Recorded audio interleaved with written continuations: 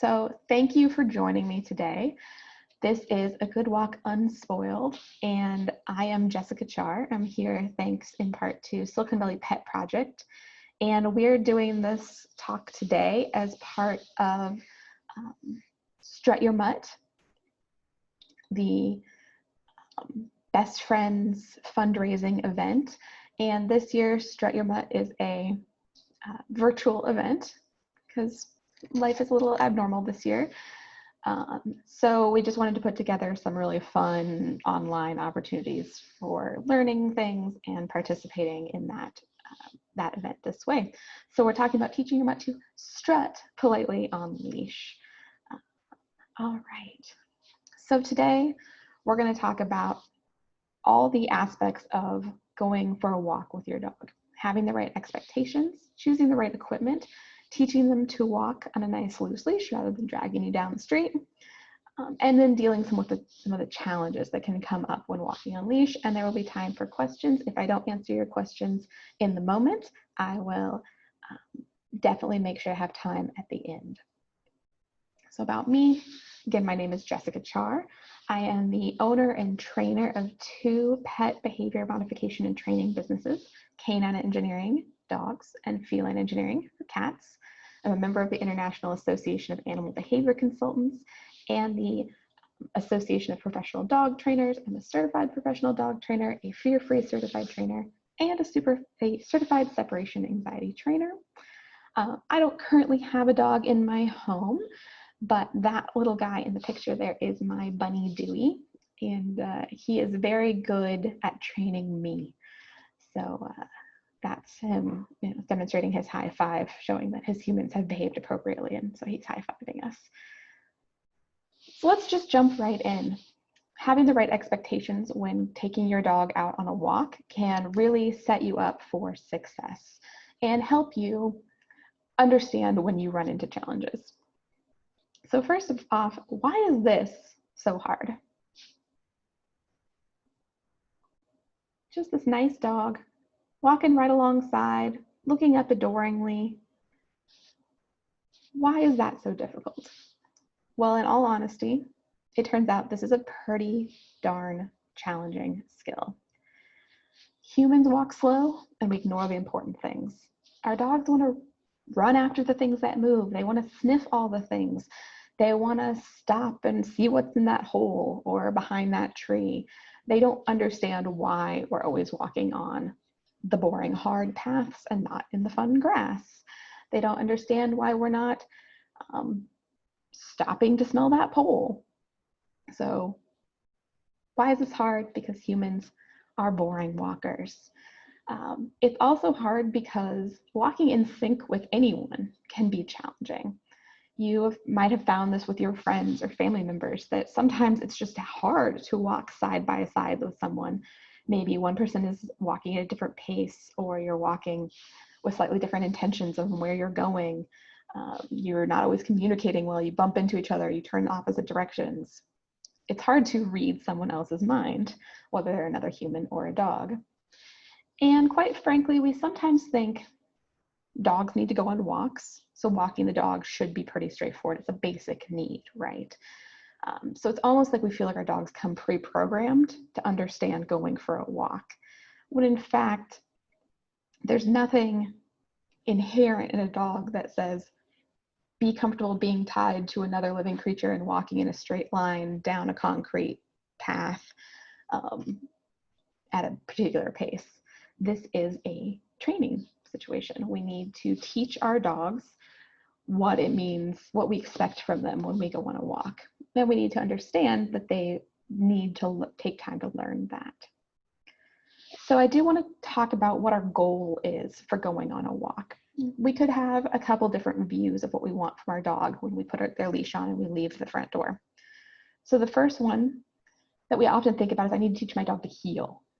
Dogs need to learn to heel and be on my left side, next to my leg, walking to be good dogs, or for them to be behaving correctly. And heeling is a very specific behavior, it turns out.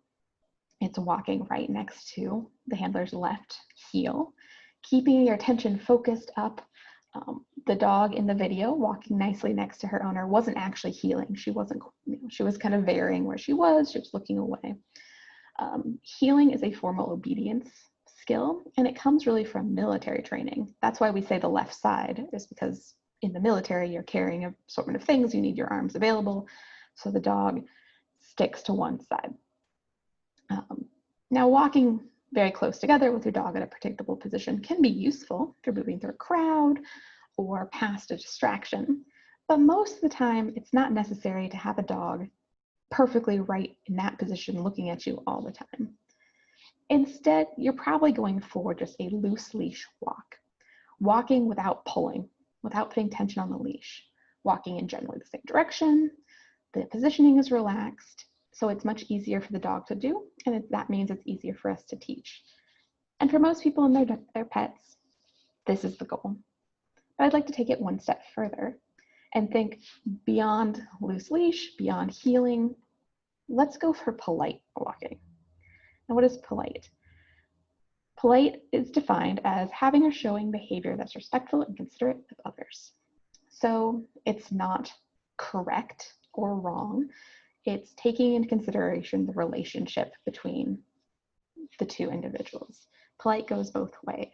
So we ask our dogs to be polite in not ripping our arm out of the socket, lunging at the end of the leash, or pulling us down the street.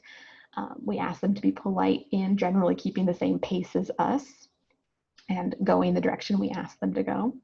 But they also ask us to be polite and understand that it's really important to them to stop and sniff things. And it's important to them to vary the pace so they can sort of enjoy the walk as well. Or maybe it's important for them to turn left today and go see what's down there rather than having to turn right every single day. And we can take what's important to them into consideration as well, and that's polite walking. Along with those expectations of what we expect from our dog on the walk and what they might expect from us, we also want to think about what the point of this walk is. Now, we could walk our dog as a chore. Dogs need to be walked, tick that box. This tends to put us into viewing the walk as an activity that has to be achieved rather than an activity that's participated in. So it tends to be very consistent, repetitive. Every day at 8 a.m., I get out, take the dog for a walk around the block, and then I can get on with my day.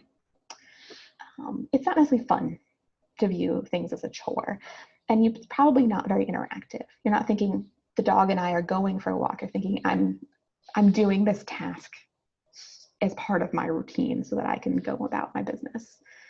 And really, when we view walks in this way, we tend to see that it exacerbates behavior issues like barking at other dogs or pulling on leash, because we're not meeting needs that our dog has with our walk.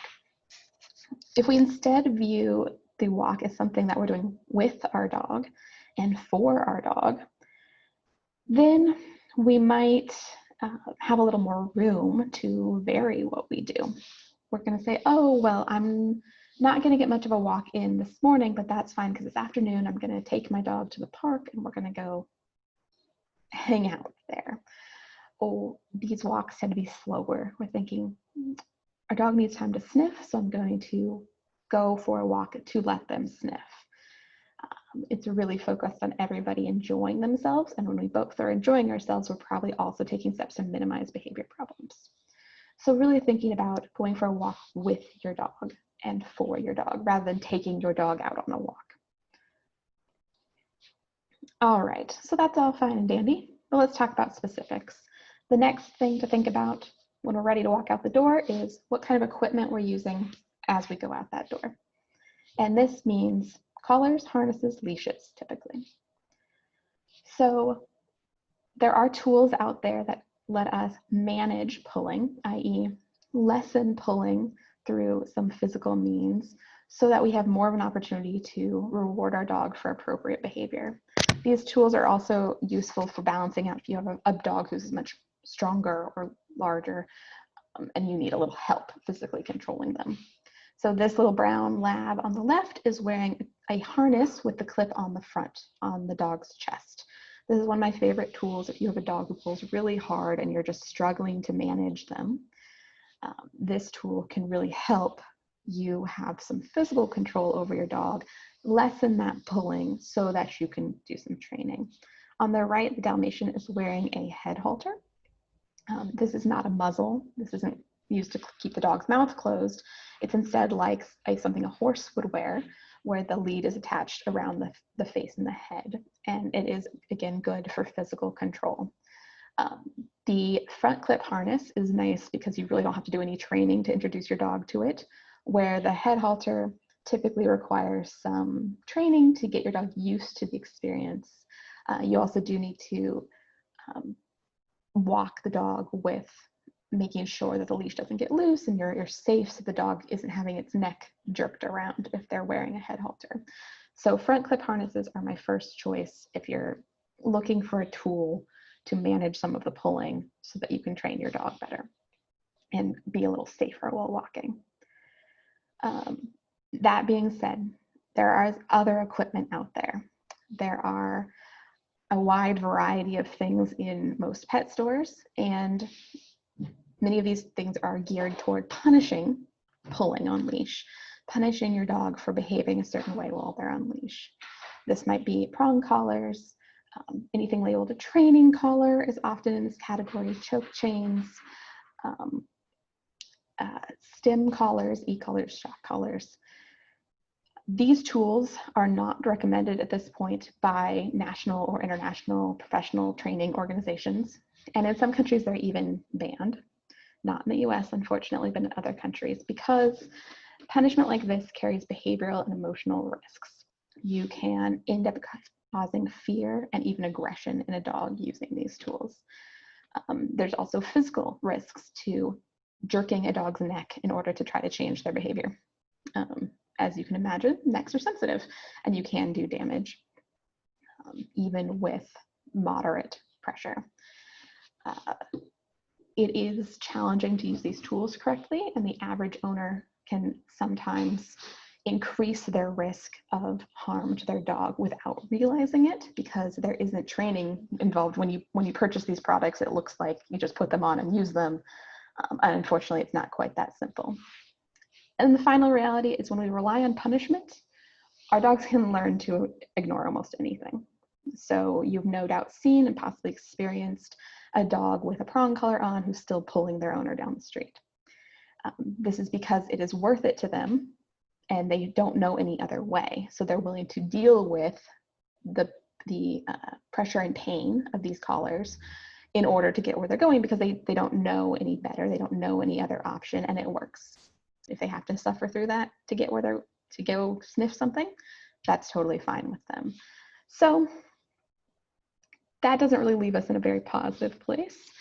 So we're going to skip those tools. I highly recommend that you look for a harness or a head halter if you need it.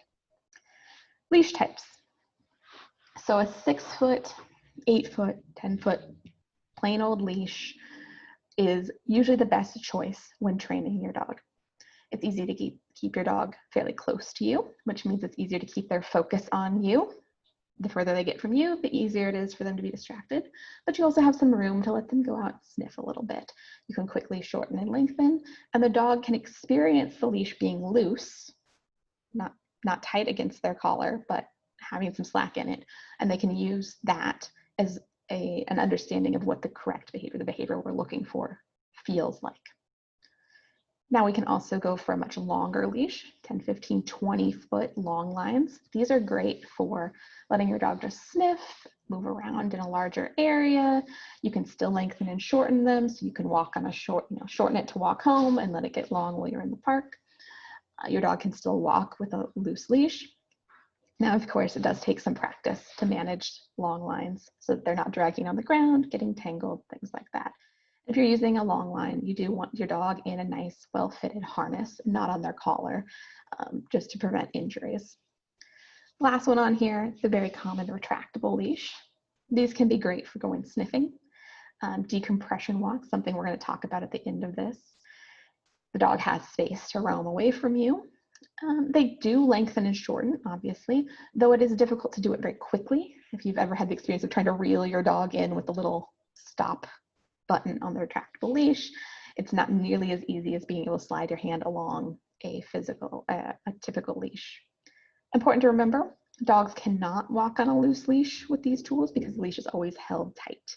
So you would have to train your dog to stay physically close to you and not rely on the feeling of a loose leash, which isn't necessarily as easy for training. So when I'm training, if I'm having challenges on my walk, I'm going for a 6 or 8 foot regular nylon or leather or rope leash. All right, so now that we have our tools, let's actually teach this skill. First thing I want you to think about, reward what you want, where you want it. As simple as that. So you're capturing the moment when your dog is in the position you want them in. So your dog is close by you, the leash is loose, you're going to reward them for that. I encourage you to use a word or sound that tells your dog that they got it right. You might say, yes, and then follow with a treat. You might say, good, and then follow with a treat. If you have ever worked with a clicker and done any clicker training, you can use the clicker to click and then treat. Your dog learns when they hear that word or that sound that they're about to get a treat. They will in fact look to you to get the treat, which means that they're going to come even closer in preparation for getting that treat. You're getting even more of what you want. When you go to give your dog that treat, you're going to give it right next to your foot, your leg, or your hip, depending on how tall your dog is, which is where you want them to be walking. So eventually they learn, I could roam a little ways away, but the treats are always right here, so I might as well stick close. You're going to keep the leash long enough so that it can be loose. You're not holding it tight so that you're not holding your dog next to you, because then they're not learning anything. They're just being physically held in place. They're not learning to make that decision on their own. However, we don't want a dog who can get 10 feet away from us because they're going to get distracted once they get that far away. So give them a little room around you and reward them when the leash is loose. Be proactive. Don't wait for your dog to pull and then try to correct that. Catch it when it's right. So what does that look like? You saw a video earlier of that beautiful spaniel showing you exactly what this looks like. But here's another example, same dog.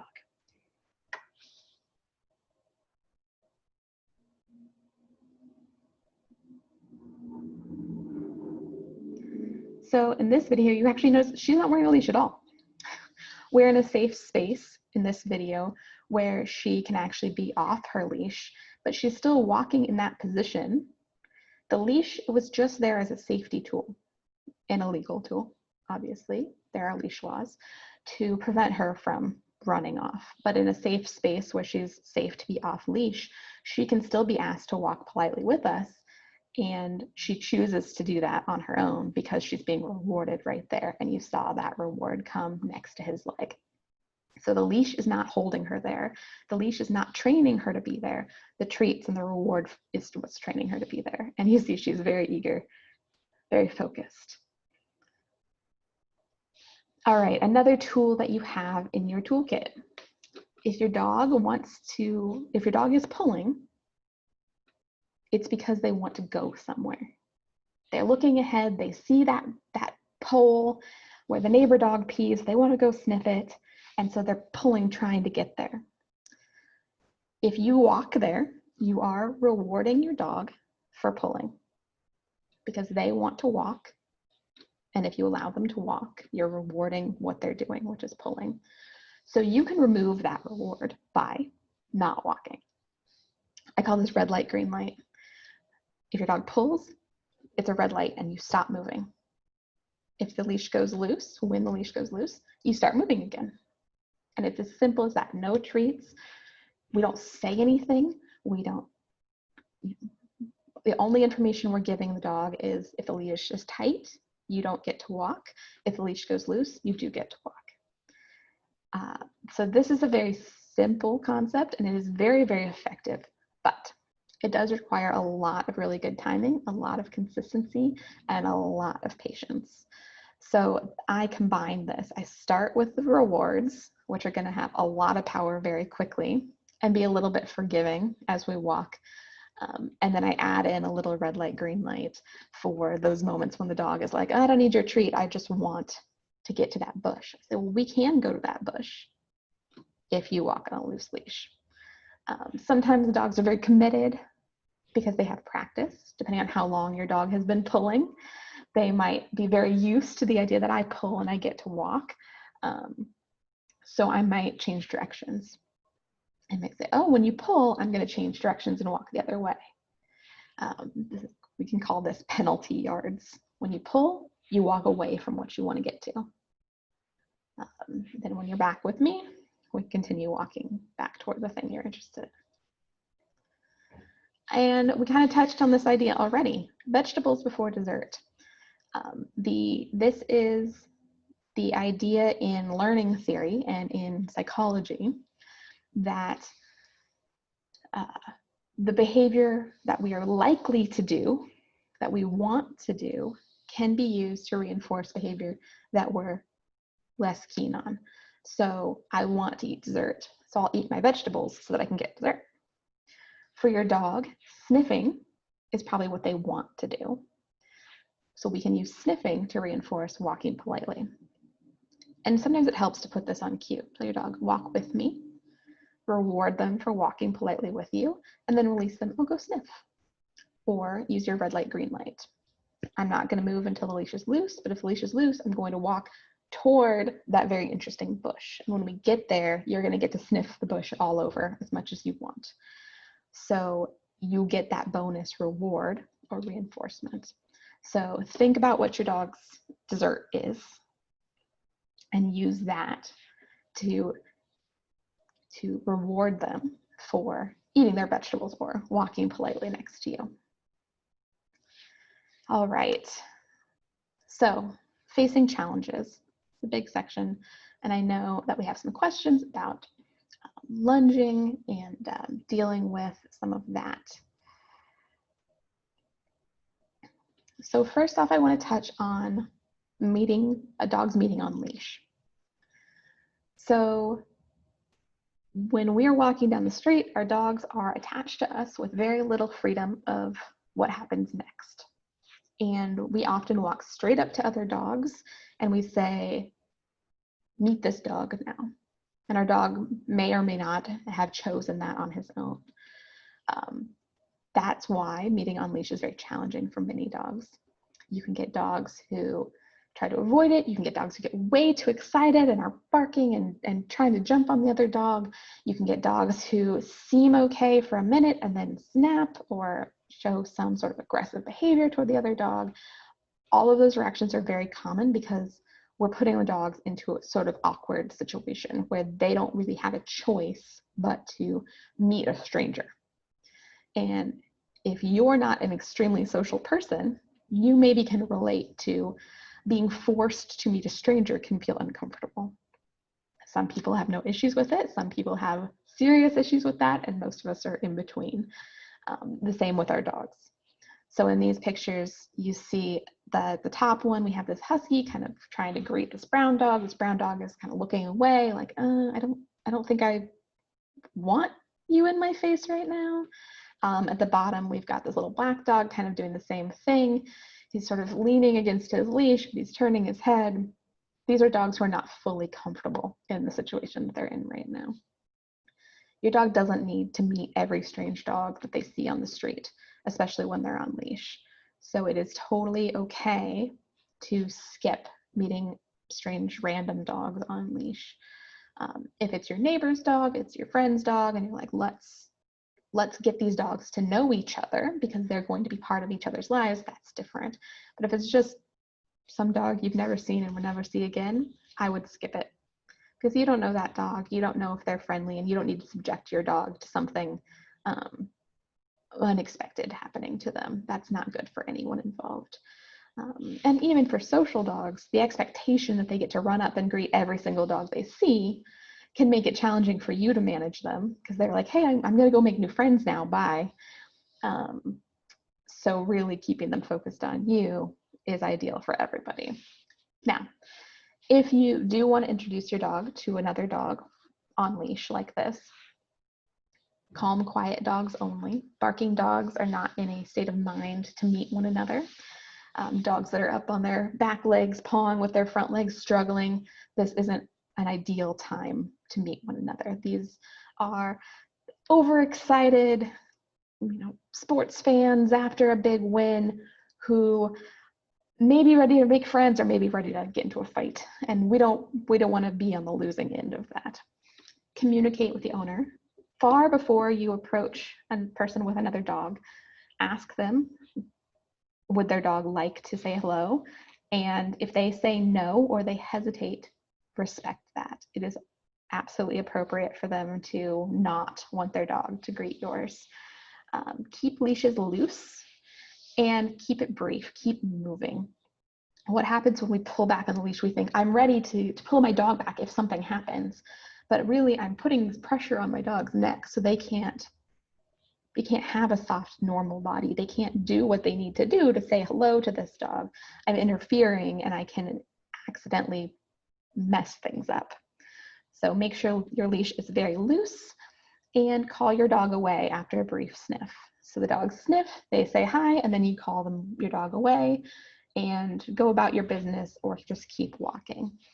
When you're letting two dogs get to know each other, just keep walking is really, really good advice. All right, what about the dog who doesn't want to walk? So not the dog who pulls on leash, but the dog who is like, I'm good. No thanks, I don't want to go. Well, first off, consider their physical abilities and the walking surface. Make sure it's not hot. Make sure it's not uncomfortable on the pads of their feet.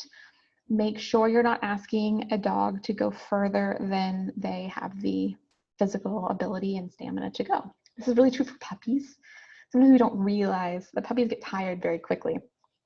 So short walks, especially if your dog sort of starts to walk and then seems to not want to walk any further, try much shorter walks and see if they can go the whole walk. Add other activities to their life. If your dog is fearful and that's why they don't want to walk, first you really need to build trust and some security with them. Find out where they're comfortable, and maybe don't start with a walk, but just start with a following them around while holding the leash, and let them get used to the idea that you're going to be close by, there's going to be this thing connecting you, but there's not a lot of expectations on them. Go slow, let them go as fast and as far as is comfortable, and then go ahead and use some treats to work on those positive associations. If walks have just become a fight and your dog is like, I don't want you to put that collar on me and I'm going to run, I'm just going to not deal with this, then really make sure that you're not trying to correct or punish your dog as they walk. Because what happens, they go on a walk with you, you're constantly trying to maybe give them a leash correction on their collar to get them to fall into line, and they've just decided they're not going to bother walking with you anymore. So step away from some of those, try some reward-based techniques. And then the last one, if your dog has trained you. Often what we say is stubborn are dogs that have trained us. So they say, oh, if I stop, my owner will plot a treat, and then I can get the treat, and then I can stop and wait for the next treat. That's very smart, right? That's a dog who fully understands how this whole training game works, right? The way to break that chain of behavior, where they stop, you pull out a treat to encourage them forward, they come get the treat and they stop again, is to actually pull out the treats much sooner. So when they take one step, give them a treat. And then you take a step and you wait. When they take another step, give them a treat. And reward them rather than trying to bribe them. So a reward comes after the behavior. They take a step, they get the treat. A bribe or a lure comes ahead of time, which is, here's the treat. If you take a step, you can have it. So beware of pulling out the treat to get the behavior lots and lots of times.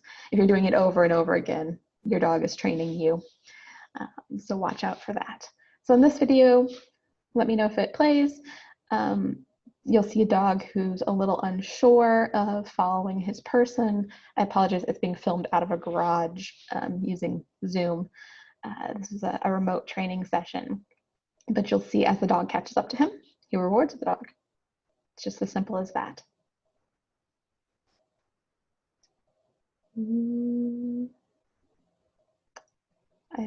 Oh, there we go.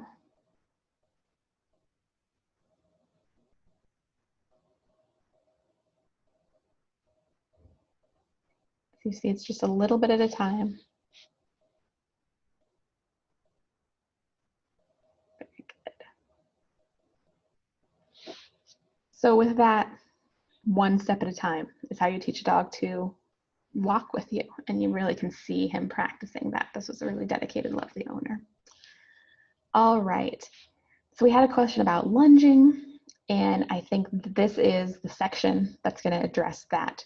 So I'm really talking about barking, but lunging, barking, sudden pulling, reacting toward something, another dog, a person, a squirrel, a car, anything that causes your dog to move toward it and go bark, bark, or scramble to get at the thing. This is frequently called reactivity. Your dog is quick to react to something. And I want to start by talking about why dogs do this, because sometimes I hear some funny things. Fear is a really common one. I want that thing to go away, so I'm going to tell it so. I'm going to go bark, bark, bark, and that other dog will turn and walk the other direction, and I'll go, cool, great. They didn't come any closer. Sometimes it's excitement. Hey, hey, that's a friend. They should come over here. Bark, bark, bark. I love people. I wish that person would come say hi to me. Bark, bark, bark. And sometimes it's frustration. And frustration is kind of what happens when we want something and we can't achieve it. So excitement and frustration might look similar. This kind of behavior it's not dominance. It's not an obedience problem per se. It's an emotional state where the dog is too excited about something, they can't control themselves, or they're fearful, they again can't control themselves. You're also going to want to think about your dog's threshold. When does this behavior happen? And don't tell me when they see another dog. Tell me when they see another dog closer than 30 feet. When they see another dog that's bigger than them. When they see another dog that's walking toward them, head on. When they hear a dog while they're in the backyard. Get specific. What causes this behavior for your dog? Because what you're going to need to know is how to walk that line of their threshold. Under threshold, they're not having a reaction. Over threshold, they are. And learning doesn't happen when you're having an emotional reaction. So you need to know that you can keep your dog under that threshold so that they can work on their training and learn a different response. This can get tricky. So we use management to figure out how to keep our dog under threshold while we train and while we let them sort of forget their habits of barking. Management is preventing the problem. So this picture I call the Midnight Walkers Club. You'll find many people with dogs who bark and lunge at other dogs, or people start to walk their dog very early in the morning or very late at night, or both, to avoid other people and other dogs. So equipment can be part of your management strategy. You might put a front clip harness on your dog so that if they do bark and lunge, you have a little more physical control over them. You might think about where you go for a walk, what time of day you go for a walk, and really how far you go. Maybe you're saying, I'm going to go for a 5-minute walk and then play in my yard, or give a food puzzle in my house, or do some training at home as part of mental exercise rather than trying to walk for a very long distance and just physically wear my dog out, because we don't want our dogs to be constantly over threshold and reacting. It won't get better if they keep doing it. I won't learn to eat better if I keep eating the Oreos out of the packet sitting next to me. So instead I put the packet away, or I don't buy Oreos. Management is setting a dog up for success from the start, and it is the very basic first step in working on this issue, is figuring out what your dog needs to not react. Then we can talk about training. Once we've figured out what exactly causes the dog to react and how to set up their life so that they're not having that reaction, then we can talk about training them so that they can be in more circumstances without reaction. First off, I wanted to say this kind of training should look super boring. If you've seen videos of dogs having massive reactions and then trainers fixing them, that's fake, leaving something out, or not actually fixing the problem. A different version of fake. If you are having that emotional reaction, you're doing that behavior, you're just getting better at what you do. Practice makes perfect. So we really want the dog to be not barking the entire time during training. That's a perfect world, I understand, but your training should set the dog up to not have reactions and then get rewarded for that. So we're going to use desensitization, which is small steps. Okay, my dog doesn't bark if the other dog is over 50 feet away. First, I'm going to start with the other dog at, sitting somewhere where the other dogs are 60 feet away. And then 50, and then maybe 45. Slowly getting closer, but my dog is never having a reaction. If the dog has a reaction, we're not desensitizing them anymore. That can take a long time, and it can be hard to kind of control the distance that gradually. So we typically pair desensitization with counter conditioning, which is where we pair the scary thing, the thing that excites us, the thing that we have a reaction to, with something amazing happening from our person. So your dog sees another dog, they get a special treat. The order matters here. I'm not using the treats to distract my dog so they don't notice the other dog. I'm letting them say, oh, you see another dog there? Here's a piece of hot dog. And so they learn, oh, I see another dog and I get hot dog. I see another dog, I'm going to look at you to get a piece of hot dog. That's what the training should look like. I'm not looking for a specific behavior. I'm not insisting my dog look at me necessarily or sit and stay where another dog walks past. That can be very challenging for a lot of dogs. We sometimes ask too much when we ask this. It's really just, there's another dog, you get something good. And that other dog becomes good because it is a predictor of good things. So what happens if your dog has that reaction? You move farther away from their trigger. You turn and go in the opposite direction. That's it. You can't punish this behavior away by letting your dog react and trying to punish it. They are an emotional state that isn't going to respond the way you want them to being punished. So for example, I don't like spiders. So if someone brought a spider in and they set it at a distance and they gave me a brownie, I'd be like, oh. And then they took the spider away and the brownies went away. The spider came back, the brownies came back. I might be like, oh, spiders might be okay. But if they brought the spider too close and I said, spider, spider, ah, I'm scared. And someone said, stop it. No, bad.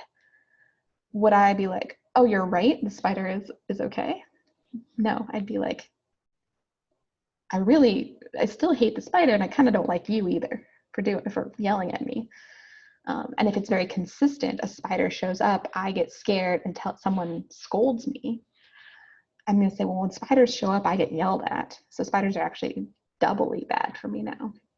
So if your dog has a reaction, you need to get further away to the point where they're not reacting anymore, and then go back to your training. And this is why having a good trainer can be very helpful in this situation, because you might say, I have no idea how I'm supposed to achieve that. As soon as I walk out of my house, my dog is barking at things. And a trainer who's skilled in these things can say, well, how about you try this? How about you try that?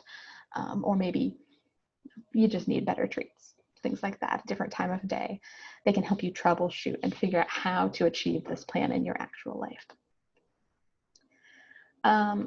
You're also, I mentioned those treats, pairing the scary thing with treats, not a distraction, order matters, but distractions have their place. So maybe you're working on your training and you've had a great day, but as you walk home, you realize you're going to get a little too close to that other dog, and it's going to be challenging for your dog to be successful. This is when you pull out distractions. You might toss treats on the ground, get your dog's nose hunting for those treats. You might feed them out of your hand and ask your dog to slowly eat a whole handful of treats out of your hand, one at a time. But you need to practice your distractions ahead of time so that when you say, oh, find the treats, and you drop a handful of treats, your dog goes, great, I'll eat the treats. And they don't say, where's the other dog? Because you only do this when there's another dog nearby, or a bike or car. So randomly throwing in these distractions means your dog is going to be more comfortable taking advantage of them without wondering why you're trying to distract them. Also practicing your U-turn, which is turning around and going in a different direction and rewarding them for coming with you. Make sure that's important, right, to reward. So as soon as they turn toward you, rewards happen either out of your hand or treats tossed on the ground in front of you. Again, practicing this ahead of time before you need it. And then the training skill that I practice, I call look at that. Remember how I talked about when teaching walking politely on leash that I used a word to tell my dog that they were doing the right thing and a treat was coming. We call that a marker. And you can do the same thing when your dog sees another dog or a bike or whatever their trigger is. They look up, they see the other dog, and I say, yes, and give them a treat. And I'm not asking anything of them. I'm just pairing the seeing another dog with the treat. And my dog needs to be far enough under threshold that they can take the treat. But if I do this enough times, my dog learns that seeing another dog predicts a treat coming. And if I don't get there first, they'll see another dog and they'll look at me and wonder, would you like to give me the treat? If I repeat this enough times this way, now I have a dog who sees another dog and looks at me. And now I'm the envy of all the dog owners on the block. Now, of course, this takes time. And again, a skilled trainer can help guide you through the specific process. But when we talk about using treats in training and in helping dogs who bark at other dogs or who bark at things, this is what we mean and how to use them. So let's look at this in practice. In this video, you see this lovely poodle has a tendency to bark at other dogs. And in the background, toward the curb in the back of this video, you'll see there's a fake stuffed dog sitting there. And this dog does want to bark at that fake stuffed dog. But we are at far enough distance that he is under threshold. So let's look and see what the training looks like.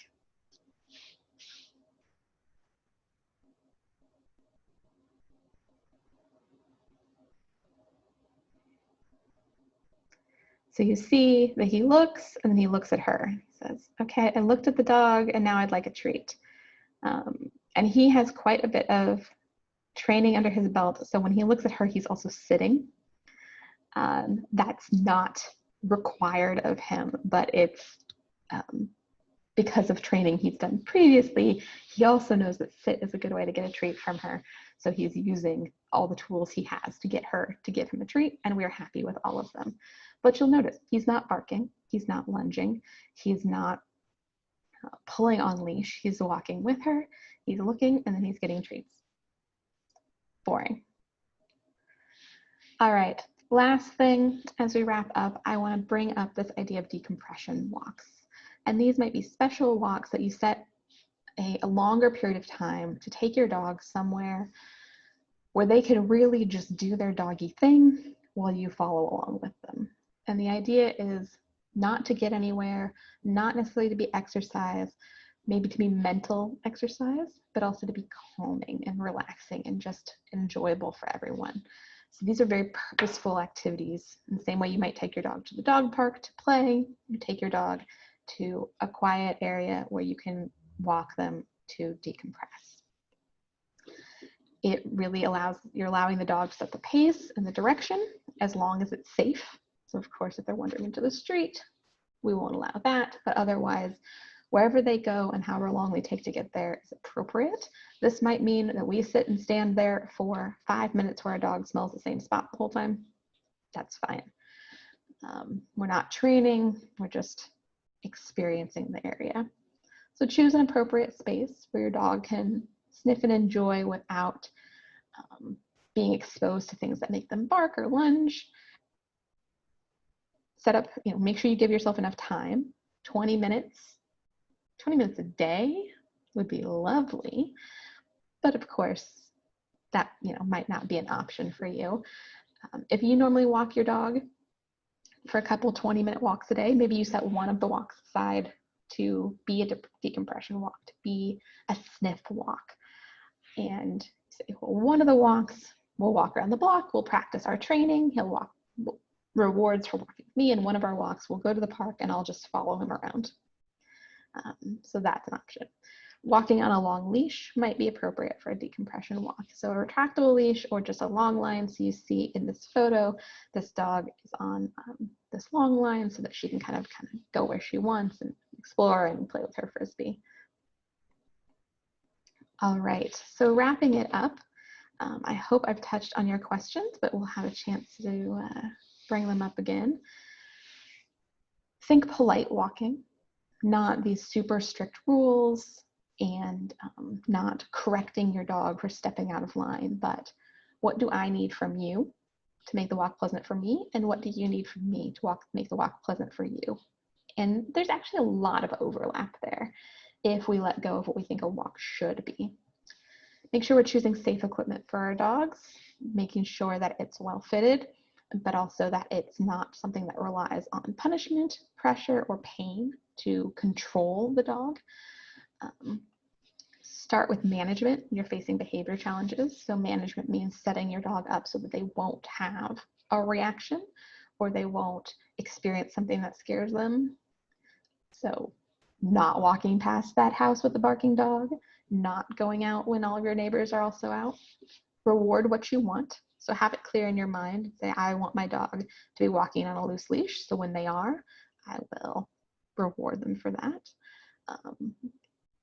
Training should be boring. If your training the training you're attempting to do involves your dog popping off, barking, and it's a struggle, rethink that plan and reach out to a trainer who sets up a training plan for you that seems really boring and starts your dog in a place of no reactions. And finally, it's okay to go for fewer or shorter walks if that's what your dog needs.